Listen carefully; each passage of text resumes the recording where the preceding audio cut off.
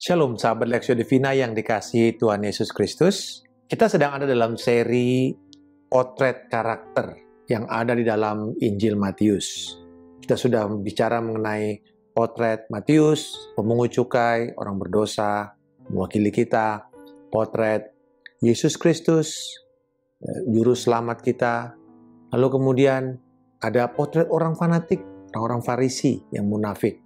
Dan sekarang kita akan masuk ke dalam satu potret yang perlu kita lihat, yaitu potret si penggoda. Kita akan berbicara mengenai bagaimana iblis menggoda Yesus pada waktu dia sedang mempersiapkan dirinya berpuasa 40 hari sebelum dia masuk ke dalam pelayanan publik. Episode ini kita mulai buka dengan judul Jikalau. Pada saat Yesus sedang berpuasa, di dalam Matius 4 ayat 1-10, si iblis datang. Lalu kemudian menghampiri Yesus dan mencobai Yesus. Ternyata modus si iblis di dalam menggoda kita, pertama menggoda Yesus, dan ini juga menggambarkan bagaimana modusnya menggoda manusia. Dia memakai cara yang lebih baik dan lebih efektif dalam mencapai tujuannya. Dan sejak awal cara ini sudah dilakukan oleh dia, yaitu meragukan atau mempertanyakan integritas, kesetiaan, janji Tuhan kepada hidup kita. Dan ternyata ini jauh lebih efektif menjatuhkan manusia ke dalam dosa dan membuat mereka masuk ke dalam keinginan si iblis daripada merayu mereka untuk masuk kepada penyesatan atau aliran sesat atau mungkin bidat, heresi. Si iblis memakai frase ketika dia berhadapan dengan Yesus adalah ini. Jikalau engkau anak Allah, perintahkanlah supaya batu-batu ini menjadi roti. Dalam ayat yang ketiga. Lalu kemudian ayat yang keenam. Jika engkau anak Allah, jatuhkanlah dirimu ke bawah. Sebab ada tertulis, mengenai engkau, ia akan memerintahkan malaikat-malaikatnya. Dan mereka akan menatang engkau di atas tangannya, supaya kakimu jangan terantuk kepada batu. Ini sangat strategis sekali, sangat mematikan. Kenapa? Karena iblis mencangkokkan kata jikalau atau jika engkau ke dalam hal yang suci. Dia mengutip firman Tuhan. Tetapi dia membuat keraguan. Dia menciptakan sebuah kecemasan atau kekhawatiran yang kudus. Berkenaan dengan status Yesus sebagai Allah Putra yang kudus. Atau divine sonship of Jesus Christ.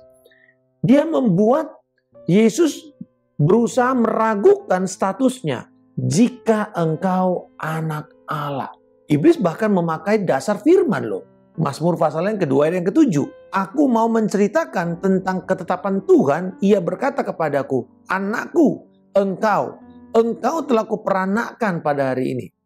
Iblis memakai firman di perjanjian lama. Dan memelintir itu atau mengambil separuh dari kebenaran itu lalu kemudian mempertanyakan kepada sasarannya tentang kesetiaan, integritas, dan janji Allah. Si iblis bahkan juga mempertentangkan pengalaman rohani kita dengan memakai kata jikalau ini. Kepada Yesus kasusnya, iblis meragukan manifestasi dan pengalaman rohani yang Yesus terima.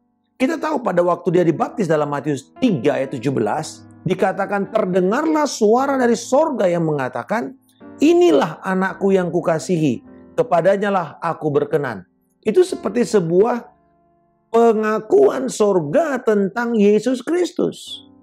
Semua orang mendengar suara itu. Dan juga ada Roh Kudus turun, berarti di mana Tritunggal yang kudus itu ada di dalam pernyataan inaugurasi Yesus di dalam pelayanan publiknya. Bahwa pertama yang menyetujui Yesus ini adalah sorga sendiri. Ini sebuah pengalaman rohani yang luar biasa. Kita mendengar suara Tuhan yang audible, yang kita bisa dengar dengan telinga jasmani kita. Semua orang takut pada waktu itu. Sungguh sebuah pengalaman rohani yang besar. Dan tidak mungkin kita akan lupakan begitu saja.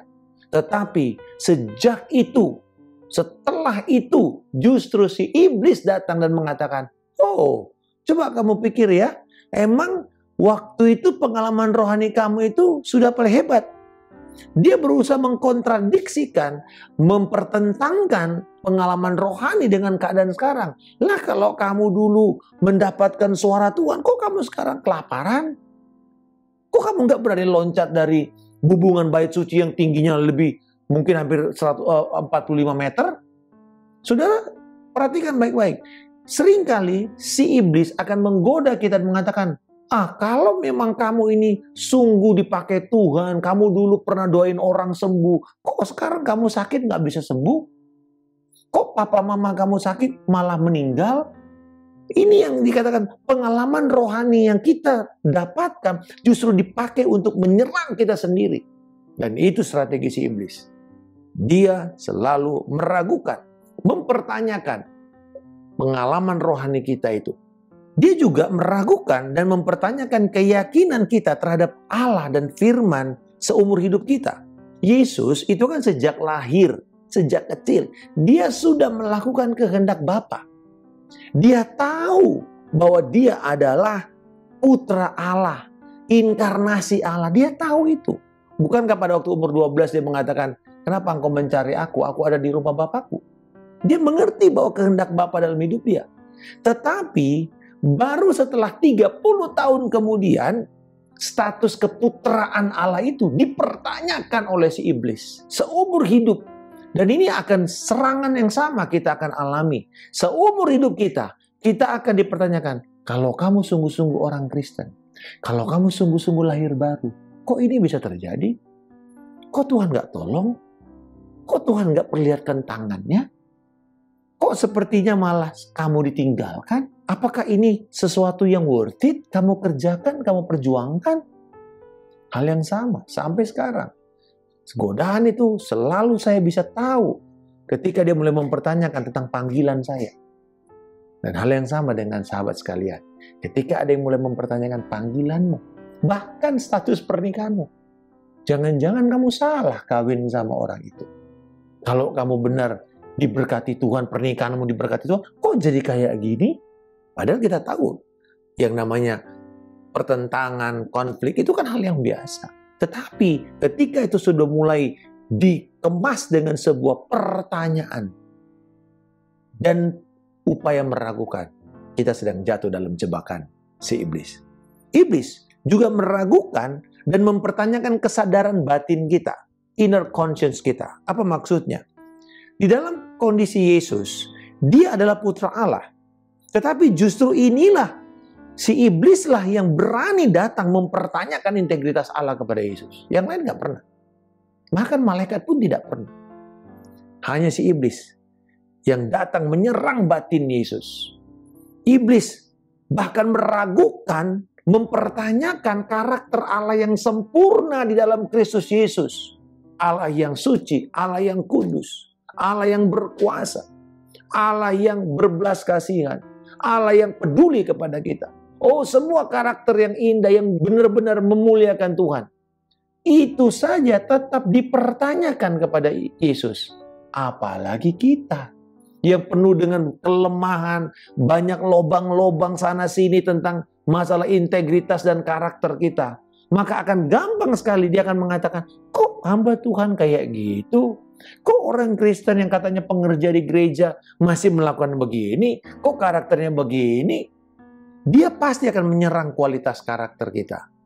Dia akan menyerang panggilan hidup kita. Dia akan menyerang status kita di hadapan Tuhan yang sudah ditebus. Dia akan menyerang bahkan pengalaman-pengalaman rohani yang kita alami selama ini bersama dengan Tuhan. Apa yang Yesus lakukan terhadap modus operandi daripada iblis ini?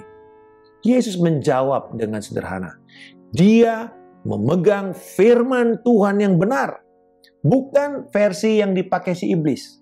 Iblis kan pakai firman. Tetapi iblis mengambil separuh kebenaran lalu dia campur dengan perkataannya dia, perkataan tipuannya. Dan kemudian dipresentasikan kepada Yesus sebagai sebuah kebenaran. Ini cara satu. Mengambil separuh kebenaran, mengolah itu menjadi seperti seolah-olah kebenaran yang utuh lalu dipresentasikan kepada kita. Maka itu yang akan gampang diterima. Loh, kayaknya ini benar loh. Kayaknya ini ada di Alkitab loh. Ya karena setengah benar. Atau yang kedua, kebenaran itu Walaupun utuh tapi dipelintir sama dia. Dipelintir ketika iblis datang kepada si Hawa. Dan dia bilang bahwa kamu nggak akan mati. Kamu akan seperti Allah. Itu semua dipelintir sama dia. Dipertanyakan. Dia bilang tentulah kamu nggak boleh makan buah ini kan. Itu kan dipelintir. Karena pertamanya Tuhan mengatakan semua pohon ini boleh kamu makan. Tuhan menawarkan kemerdekaan, iblis menawarkan keraguan.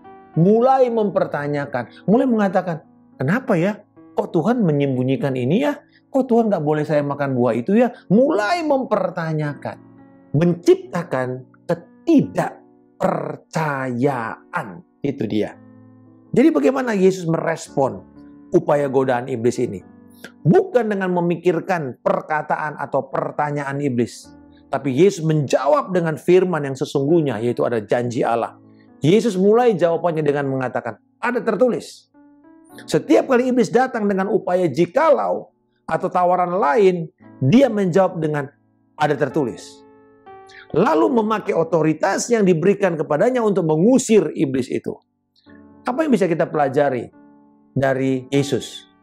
Yang pertama, kuasailah firman, pelajarilah firman yang benar, sehingga kita bisa mendeteksi dengan cepat apakah ini sebuah tipuan yang bertentangan dengan firman Allah. Jadi filter pertamanya ada firman. Taulah firman Tuhan.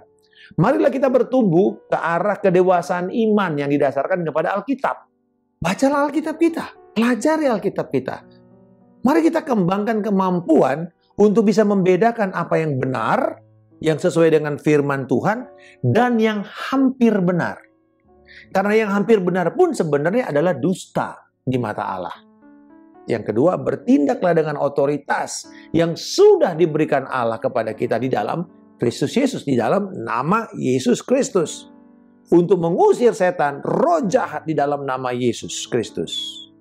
Saya percaya dua hal ini yang Yesus kerjakan di dalam menghadapi penggoda itu juga bisa kita lakukan sekarang ini melawan semua godaan yang ada.